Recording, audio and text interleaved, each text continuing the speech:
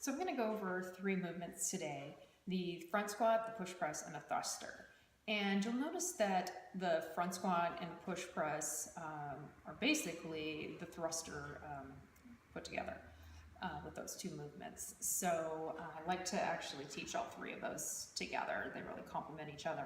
So the first thing is the front squat, and the points of performance to kind of look out for that is you want to have a nice rack position, and basically what that means is the bar is going to be resting on the shoulders. You want to have a nice big chest, and the elbows are going to be up nice and high.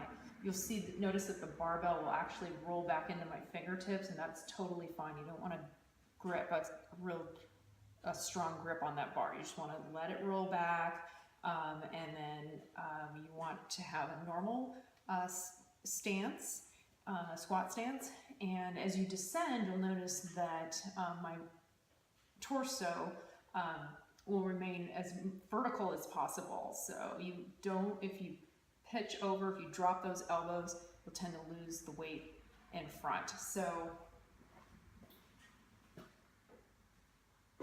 again, nice rack position, chest is big, abs are tight. You're going to take a nice deep breath in, and you're going to go down into that squat below parallel.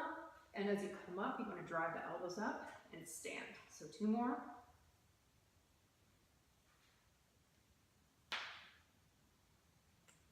Make sure those knees always track over the toes. The second movement I'm going to do is a push press, and you're going to want to set up for that. Your feet can just be right underneath your hips, and you're going to come so that the bar is right at the shoulders, and your elbows are going to be a little bit in front of the barbell. Try to get your wrists as straight as you can. Try not to break at the wrists. And then as I go down, I'm going to do a dip, a drive, and that's going to create momentum and elevation on the barbell, and then I'm going to press it out. So that was the slow version. So I'm going to dip, drive, overhead, dip, drive, overhead. And so as I do that, again, I'm going to try to maintain a nice upright torso, and I'm going to dip completely vertical and drive completely vertical overhead. Okay? Make sure that the weight doesn't get in front of you. You want to pull back with that bar a little bit so that it actually cuts your body in half if you were to draw a plumb line through your body. So I'm going to try to do a front view, and you'll notice too that as I do my dip drive, my knees are actually going to come out to the sides a bit. So I'm not going to push my knees forward. That'll end up kind of pushing me, tilting me a little bit. So I want to go nice and straight, down, up, drive. I'm barely pressing that out. Okay, so if you have any problems with pitching forward, a nice drill that I like to do is go up against a flat surface of a wall and slide up and down so that you can feel your shoulders actually touching the wall. And you could even, if you want, you could grab a PVC pipe and go dip, drive, and press.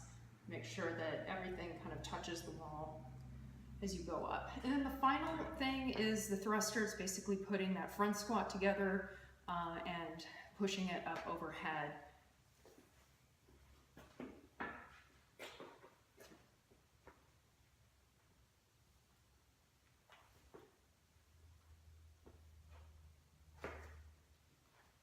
So the points of performance there, nice deep squat, below parallel, so that means my kneecaps are slightly higher than my hip crease at the bottom there.